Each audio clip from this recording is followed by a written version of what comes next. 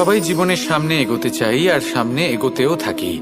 আর যখনই কোনো ব্যক্তি জীবনের সামনে এগোতে থাকে তখন তার পথে নিশ্চিত রূপে বাধা আসে।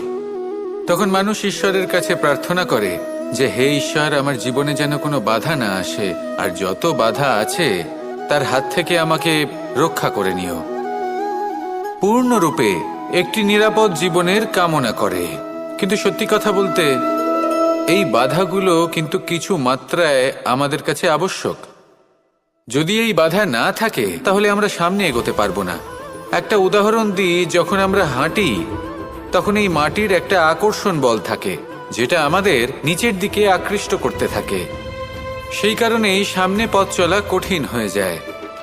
কিন্তু এই আকর্ষণ বলের কারণেই আমরা সামনে অগ্রসর হতে পারি, কারণ এই আকর্ষণ বল আমাদের ধরে রেখে দেয়।